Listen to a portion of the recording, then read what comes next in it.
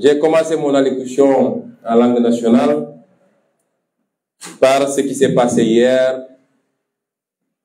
à propos de ma sécurité rapprochée. Le procureur de la République de Mbour et les forces de défense et de sécurité ont profité lâchement, parce que c'est une attitude très lâche ce qu'ils ont fait, de mon audition auprès du doyen des juges, ou par le doyen des juges, pour procéder à l'arrestation de 6 membres de ma sécurité. Et ce, sans remise de convocation à ma connaissance. J'ai entendu dire que, par certains, je ne l'ai pas vérifié, que les convocations ont été remises au moment de l'arrestation. Ce qui n'est pas vérifié apparemment. Sans remise de convocation, alors qu'on n'est pas en face d'une situation de flagrant délit. C'est du kidnapping, c'est pas une arrestation, c'est lâche et c'est indigne. C'est une énième provocation pour essayer de déclencher des réactions de la part de notre parti et de la jeunesse sénégalaise. C'est pourquoi nous demandons à tout le monde de rester encore calme. Parce que cela participe d'un projet beaucoup plus vaste, concocté au plus haut sommet de l'État, piloté par le ministère de l'Intérieur. Le nom de code de ce projet, je ne sais pas s'il serait fidèle en langue française, c'est que toute chèvre acculée finira par mordre. La stratégie est très claire, c'est de provocation en provocation, tout faire pour nous pousser à réagir et en profiter pour créer des dossiers judiciaires. Puisque le régime en place, Macky Sall en premier, sait pertinemment que son complot a raté. Que ce n'est pas avec ce dossier fantoche de viol et de menaces de mort qu'il va régler ce dossier. Vous savez, le doyen des juges, tel que je l'ai vu, lui-même ne croit tellement pas à ce dossier qu'il ne m'a posé aucune question sur les menaces de mort. Rappelez-vous que je suis poursuivi pour viol et menaces de mort. Aucune question sur les menaces de mort. Parce qu'il sait que c'est ridicule, c'est fantaisiste. Moi qui débarquerai je ne sais où comme Lucky Luke avec une artillerie pour menacer, il n'a posé aucune question sur cela. Donc Macky Sall sait que ce dossier est mort-né, qu'il est vide, qu'il ne correspond à absolument rien, à part essayer de jeter l'opprobre sur ma personne en nous déplaçant sur le terrain vulgaire de mœurs. Mais cela n'a pas payé.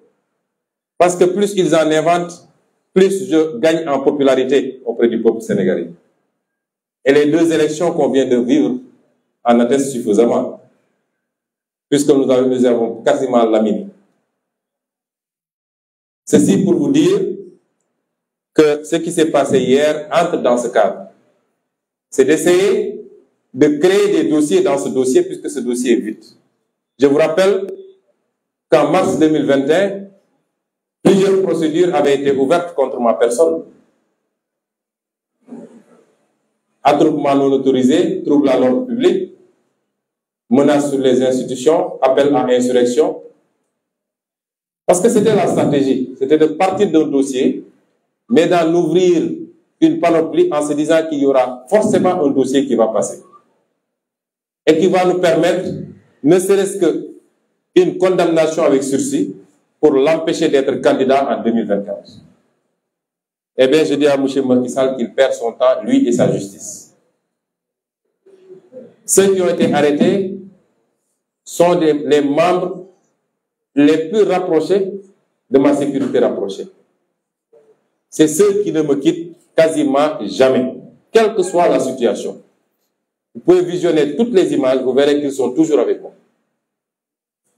Ces messieurs n'ont participé à aucun affrontement. Ils n'ont participé à aucun risque et c'est à tort qu'ils ont été arrêtés. Sans identification ni preuve.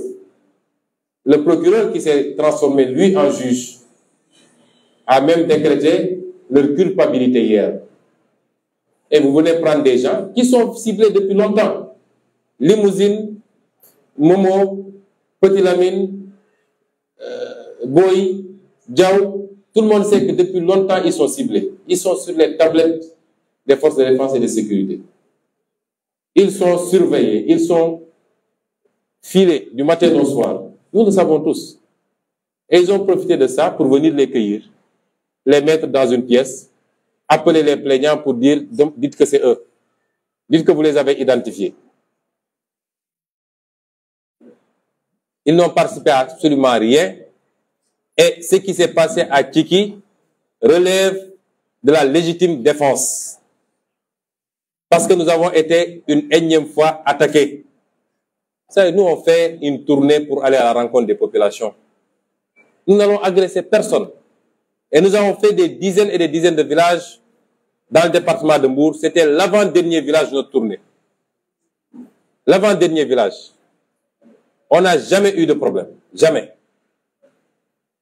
Et là-bas, c'était planifié par une dame qui se trouve être de l'APR et travaille à la présidence de la République, qui a planifié une attaque en règle et nous n'accepterons jamais de nous laisser taper dessus, de nous laisser jeter des cailloux sans réagir.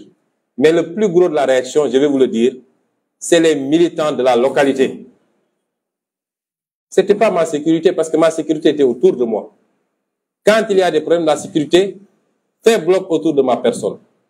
Et moi-même, de là où j'étais, je n'entendais les bruits que de très loin. Ce qui fait qu'on a poursuivi tranquillement les discussions que nous entretenions avec les populations. C'est à la fin qu'on m'a rapporté ce qui se passait de l'autre côté.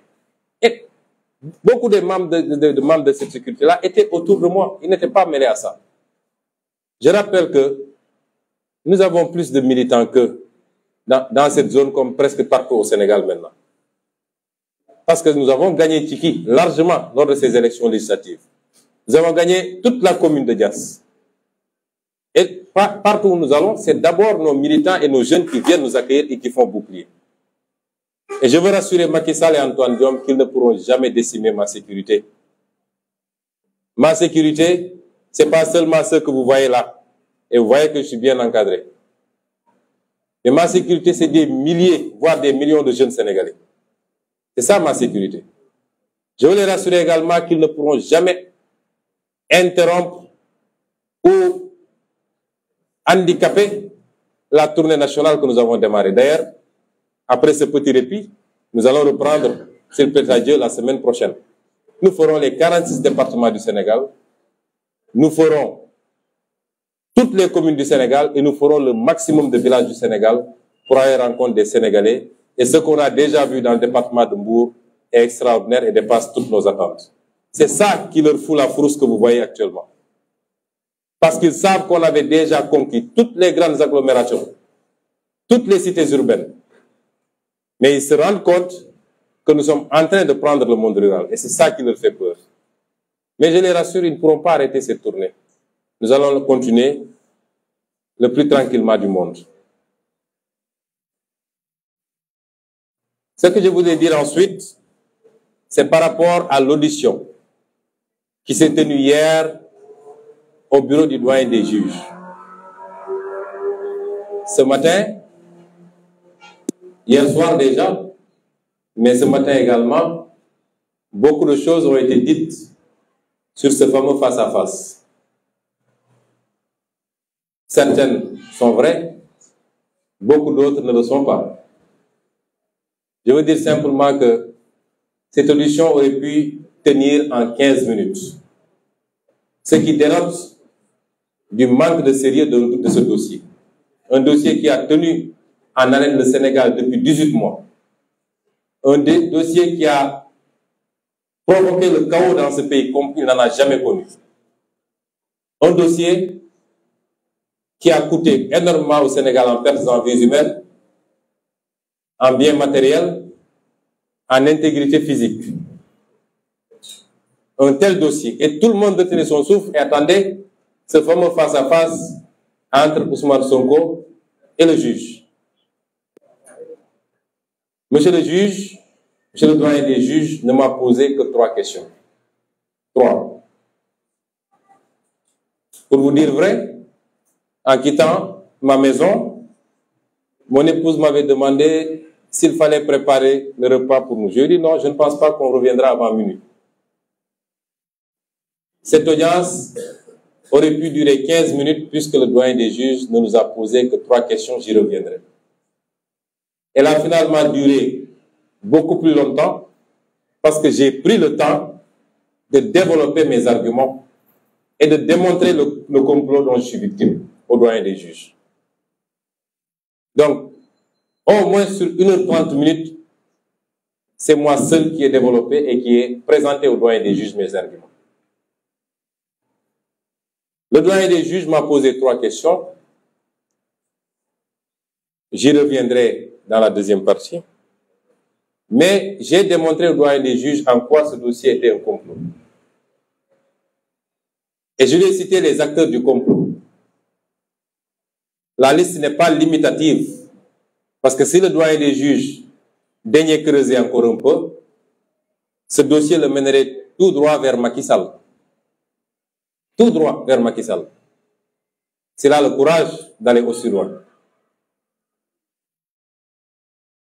Les acteurs du complot, c'est d'abord l'ancien procureur de la République, Serigne Bassirou Gueye. J'ai du mal même à mettre le mot procureur parce qu'un procureur, la dignité d'un procureur ne doit pas permettre certaines choses.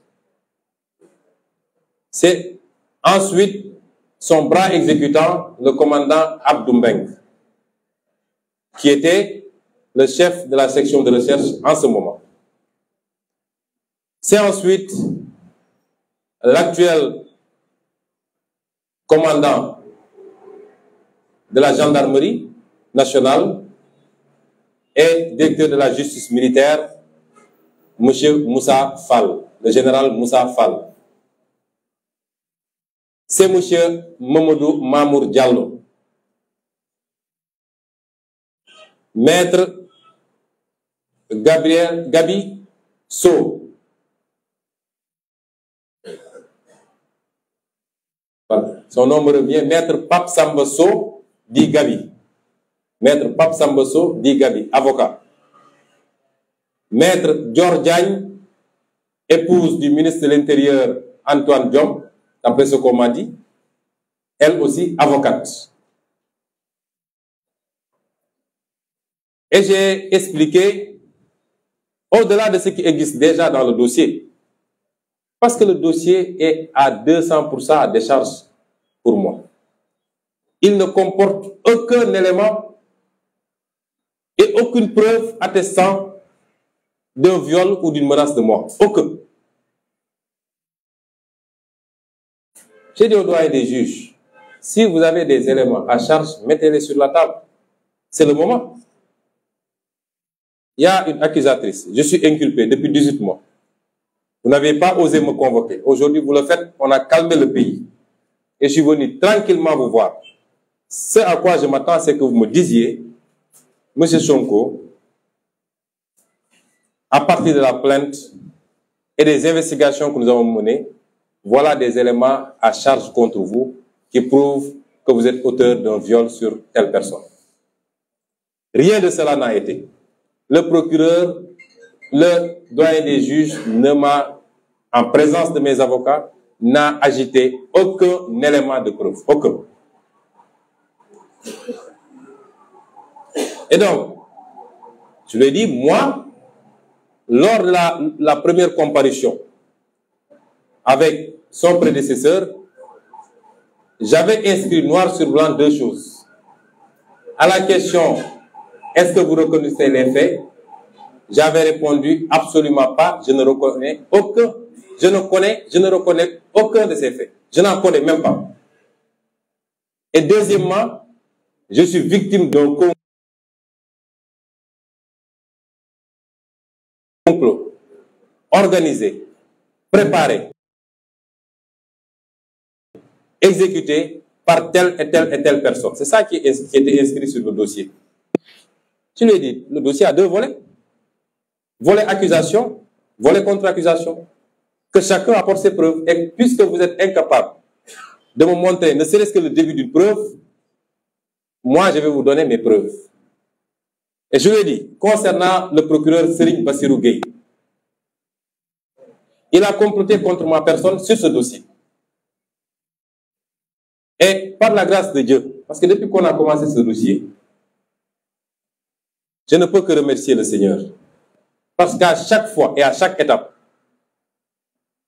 il a permis d'accéder à des données et des informations qui ont mis en évidence un certain nombre de choses. Depuis la publication par je ne sais qui du rapport d'enquête compromis par Serigne Bassirou Gueye, la publication du certificat médical établi par le gynécologue, jusqu'à maintenant, à chaque mois, à chaque fois, Dieu nous a permis d'accéder à des informations qui ont permis aux Sénégalais.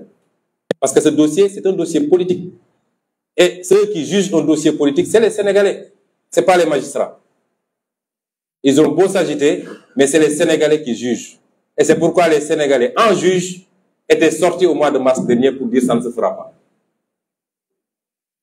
Et par la grâce de Dieu, nous avons pu accéder à un document qui est essentiel. Essentiel dans ce dossier. De quel document s'agit-il? Il s'agit du procès verbal d'enquête interne de la gendarmerie nationale. Le procès verbal numéro 063, -4, /4, /HC, /CAB, du 14 avril 2021, intitulé Affaire Capitaine Touré, feuillet 1 à 18. Lorsque les choses se sont passées comme elles s'étaient déroulées l'année dernière, M. Jean-Baptiste, qui était en ce moment le haut commandant de la gendarmerie, un bon soldat digne et loyal,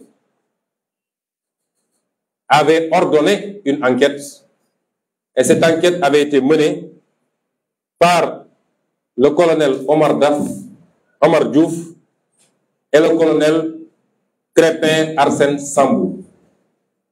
Ce rapport, on l'a versé dans le dossier. Les conclusions sont sans appel.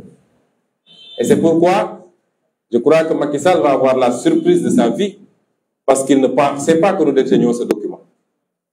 Il paraît que quand ce document lui avait été remis, la première question qu'il avait posée, c'était « J'espère que c'est la seule copie ». Eh bien, ce n'est pas la seule copie. Parce que nous sommes dans un peuple de personnes dignes et de patriotes. Dans un peuple qui n'aime pas l'injustice. Ce que Macky Sall doit savoir, autant il est renseigné sur nous, autant on est renseigné sur lui. Même quand il prend son petit déjeuner, on sait qu'est-ce qu'il a mangé. Donc, il n'a qu'à arrêter ses gesticulations. Qu'est-ce que dit ce rapport? Ce rapport dit que Serigne Bassirou Gueye, procureur de l'époque, a travesti, a manipulé, a détérioré une pièce centrale dans un dossier, c'est-à-dire l'enquête préliminaire conduite par les capitaines Omar Touré et le capitaine Diouf. Il a manipulé les conclusions de ce rapport pour y introduire des éléments à charge contre moi et y soustraire des éléments à décharge. Il n'y a rien de plus grave. C'est une forfaiture. C'est pourquoi d'ailleurs, nous avons décidé, dès lundi, s'il plaît à Dieu, de déposer une plainte devant la chambre criminelle de la Cour suprême et devant l'IGAJ contre le sieur Serigne Bassirou Gueye, avec preuve à l'appui. Il a dénaturé ce rapport dans quel sens? Un certain nombre d'éléments à décharge relevant des conclusions des enquêteurs sur la partie intitulée réflexion sur les faits, un certain nombre de décharges dans lesquelles les enquêteurs exprimaient leurs doutes. Comment quelqu'un qui se dit victime de viol répétitif peut-il demander aux autres personnes qui étaient présentes dans la salle de quitter la salle pour la laisser seule avec son bourreau? Comment cela est-il possible? Comment est-ce que une personne qui doit avoir été victime de viols répétitifs avec menace de mort peut supprimer des messages qui, en soi, devaient être des pièces à conviction qui prouveraient ces accusations? À la question de savoir, vous dites que vous avez reçu des SMS de Sonko qui disaient ceci, où sont ces SMS? Elle dit, j'ai supprimé ces SMS. Et les enquêteurs avaient dit qu'il y avait comment elle a pu supprimer ces preuves matérielles qui auraient pu participer à la manifestation de la vérité. Ensuite, pour une victime de viol répété, son comportement reste assez curieux. Pourquoi n'a-t-elle rien dit à sa patronne, sachant que cette dernière interdit formellement d'entretenir des relations extra-professionnelles, ainsi de suite. Et ensuite, la partie où le dénommé Sidi Ahmad Mbaye reconnaissait avoir participé à la préparation en montant le guet devant l'Institut pendant longtemps, toutes ces parties-là ont été censurées, enlevées du rapport par Serigne Bassirou Gueye. Je rappelle qu'un procureur n'a pas le droit de modifier une virgule d'un rapport. Il est certes le maître des poursuites, mais l'enquête dépend exclusivement des enquêteurs. Il n'a pas le droit de le modifier, de le censurer.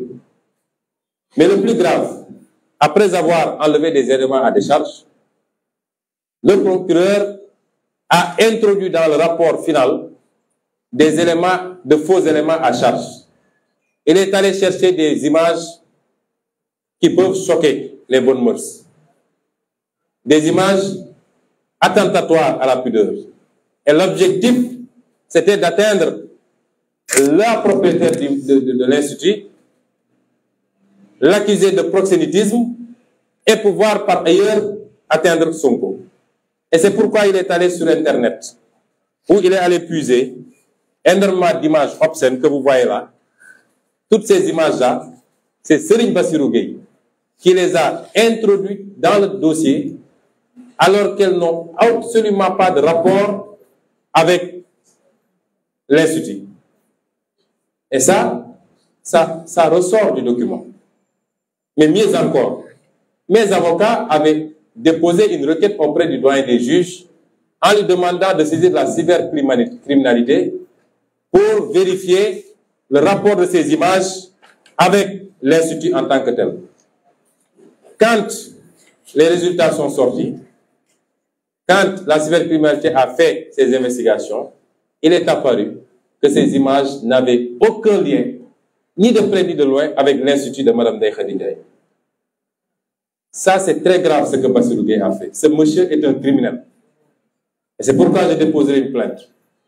Parce que ses agissements, son complot, son acharnement à charger un homme politique ont coûté la vie à 14 jeunes Sénégalais. C'est très grave ce que Bassirou Gueye a fait. Le deuxième impliqué dans ce complot, c'est le commandant Abdou Mbeng. Parce que tout ce qui s'est fait, c'est à Abdou Mbeng que le procureur Bassirou Gueye donnait des instructions pour lui dire enlève ceci, mais cela, en dehors de toute participation des enquêteurs eux-mêmes. C'est cela que le capitaine Touré a dénoncé. Cet homme est un homme digne. Je n'ai aucun lien, je le dis. Jusqu'au jour où le capitaine Touré est venu me remettre une convocation chez moi, je n'avais jamais vu ni entendu le nom du capitaine Touré. Je n'avais jamais vu l'homme, je n'avais jamais entendu son nom. Et depuis ce jour, jusqu'au moment où je vous parle, je n'ai jamais vu cet homme. Il y a des Sénégalais extrêmement dignes et qui nous rendent fiers, qui doivent nous rendre fiers tous tant que nous sommes. Parce qu'il a vécu des pressions. Le rapport a conclu, le rapport interne de la gendarmerie a conclu, effectivement, qu'il y avait des menaces sur la vie du capitaine Touré et que sa hiérarchie n'a pas réagi. Cet homme n'aurait pas dû mériter d'être exclu de la gendarmerie. Il devait être décoré plutôt que d'être exclu de la gendarmerie. C'est ces injustices, ce complot, qui était insupportable pour lui. Bien qu'il ne me connaisse pas, bien qu'on ne se soit jamais vu, mais en tant que patriote et un homme digne, qui a prêté serment de servir le Sénégal et non pas des hommes, c'est ça qui l'a amené à dire non. Mais ce n'est pas des proximités ni rien d'autre. Et le troisième, c'est le général Moussa Fall. Il est établi dans ce rapport, le capitaine Touré l'a dit, le capitaine Diouk a confirmé en avoir entendu parler, que le général Moussa Fall, 15 jours avant les faits supposés ou les faits déclarés, parce que ça n'atteint même pas le niveau de supposition, eh bien, le général Moussa Fall avait instruit le commandant Abdou Mbengue de dépêcher un MDL-chef sur les lieux, en leur disant qu'il a appris que je fréquentais cet endroit et qu'il y aurait une jeune fille mineure séquestrée là-bas et qui serait victime de sévices de ma part. 15 jours avant les faits déclarés. Et cette information est bien confirmée. Parce que pendant les 6 jours de ma détention à la section de recherche, entre le 3 et le 8 mars, un MDL-chef est venu me voir dans la chambre qui me servait de lieu de détention et m'a confirmé. Il m'a dit c'est moi-même qui avais été envoyé là-bas. Et quand je suis allé, je me suis débrouillé même pour entrer. Et quand je suis sorti, j'ai appelé ma hiérarchie pour leur dire que ce que vous dites ne peut pas se faire là-bas.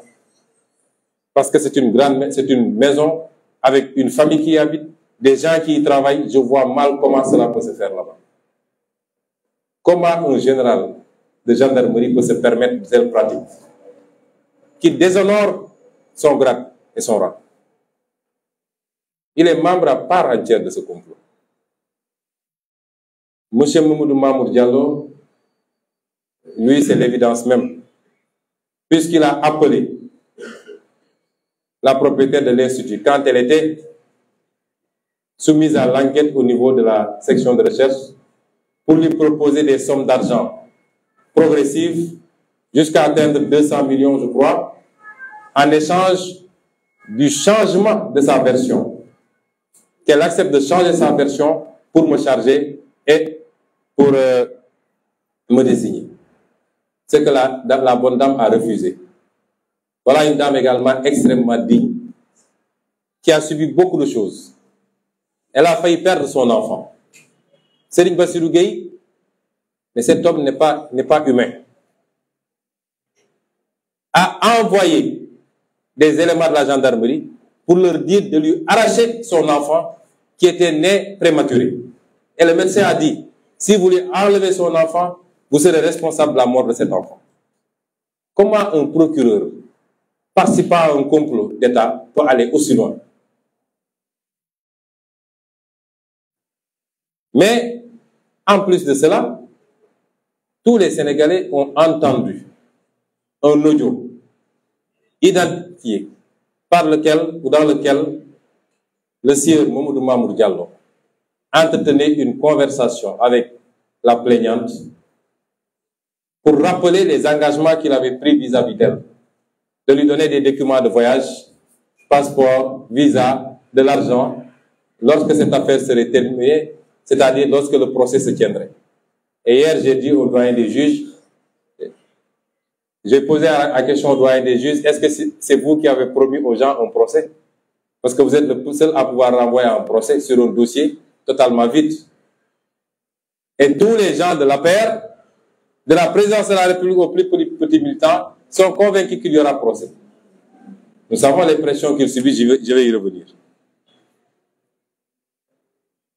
Maître Gabisso, qui est le beau-frère de Mamour Diallo. Je rappelle que Mamour Diallo, il y a quelque chose qui nous oppose et tout le monde le sait, c'est que j'avais fait une dénonciation sur une escroquerie dont il est l'auteur avec ses complices portant sur 94 milliards. Personne n'oublie ce dossier. Et il ne l'a jamais digéré. Aujourd'hui, un rapport de l'OFNAC est sorti, parce que j'avais saisi l'OFNAC.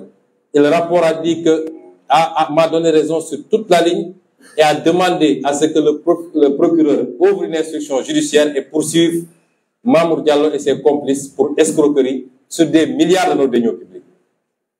Cet homme m'en veut à mort. Et c'est cet homme que Macky Sall vient il y a une dizaine de jours à peu près de nommer à la tête d'une direction nationale. Et c'est avec lui qu'on l'a vu sourire benoîtement à Popenguine, comme des insuffisants mentaux, pensant pouvoir, je ne sais pas, nous atteindre ou je ne sais pas quoi. Vous savez, nous avons un président, je crois, qui est revenu à un niveau tellement puéril et enfantin. Ce que les Wolofs disent, fayanto. Il fait des choses en pensant que ça va déplaire à tel. Il ne les fait pas parce qu'il est président de la République. Et c'est puéril, c'est enfantin. Et ce maître Gabisso, le médecin gynécologue, dans sa déposition, a clairement dit que c'est maître Gabisso qu'il a appelé la veille des faits. C'est-à-dire, vous avez vu, nous sommes en face d'un crime prémédité. Pas par le criminel, mais par les victimes. C'est unique dans l'histoire criminelle du monde. Prémédité par les victimes. Maître Sow a appelé un gynécologue la veille pour lui dire, est-ce que vous serez demain à Dakar? Oui, je serai demain à Dakar. Restez à mon écoute. Le lendemain, à l'heure, oui, je veux que vous alliez à tel endroit, il y a une personne victime de viol, etc. Le médecin a dit, je ne peux pas. Non, elle est dans une situation critique entre la vie et la mort, etc. Le médecin a dit, pour qu'on ne me colle pas non-assistance à personne en danger, je m'y suis rendu. Et quand je suis arrivé, quand on m'a présenté la personne, j'ai dit, est-ce que c'est cette personne? Parce qu'elle était normale, souriante, etc. Monsieur est également, et on le soupçonne même d'être le rédacteur de la plainte. Parce que la plaignante, qui n'a même pas le niveau de 3e secondaire, dit avoir rédigé une plainte que même un certain nombre d'avocats ne pourront pas rédiger avec des articles très précis du code pénal. C'est une révolution. Il y a Maître George Diagne, enfin, qui est l'épouse du ministre de l'Intérieur. Tout le monde connaît ce ministre de l'Intérieur, je n'ai pas besoin de vous le décrire. C'est le summum de la bassesse. C'est un homme qui tuerait père et mère pour la carrière. Je vous le dis parce que je le connais personnellement. Et son épouse est mêlée à ce complot. Rappelez-vous, dès les premiers jours de cette affaire, il y avait une information qui avait fuité et qui venait d'elle. Elle décrivait la procédure. Oui, ne le prenez pas, ne l'enfermez pas. Ça va brûler le pays. Il faut faire ceci, il faut l'amener devant, tout faire pour organiser un procès, et puis on va le confondre, il va avouer la relation sexuelle, sa réputation sera ternie, et puis c'est fini. Et elle ne s'est pas limitée à ça. Parce que la dame de Khady Ndiaye a affirmé qu'elle l'avait trouvé à la section de recherche pour la menacer de changer sa version. Nous pouvons y ajouter Macky Sall lui-même.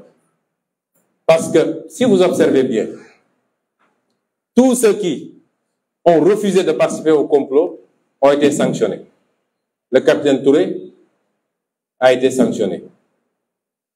Le général Tin a été sanctionné.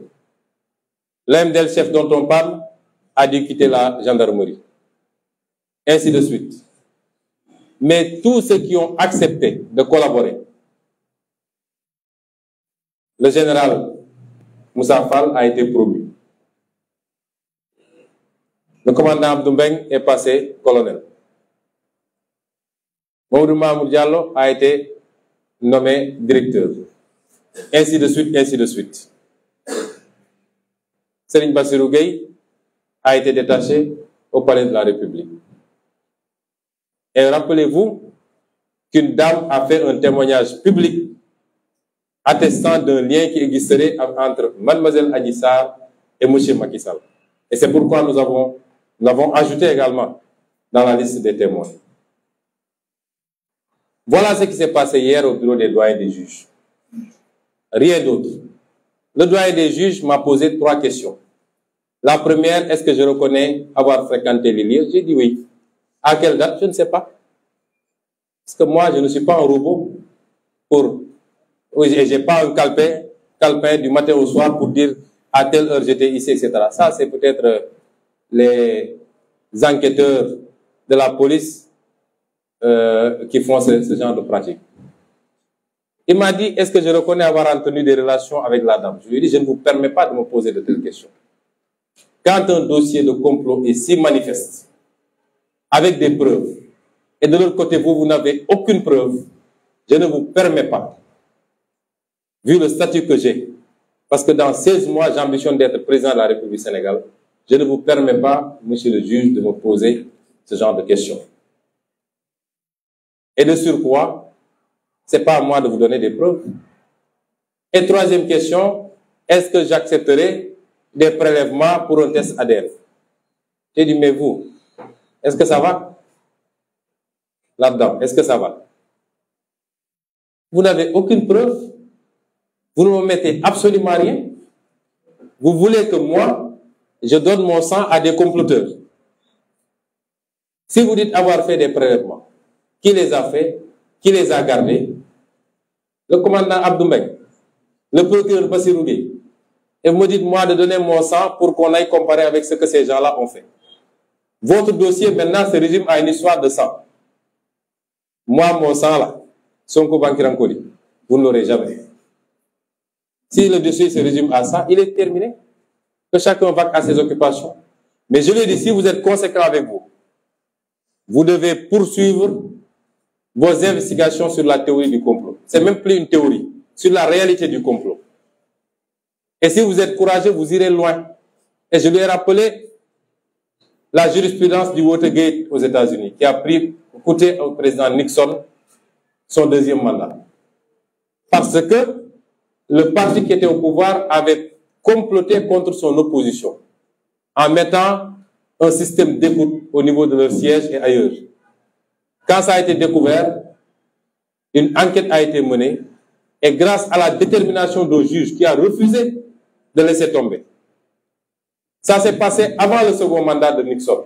Le juge a continué, Nixon est allé en campagne, il a eu un second mandat, le juge n'a pas lâché.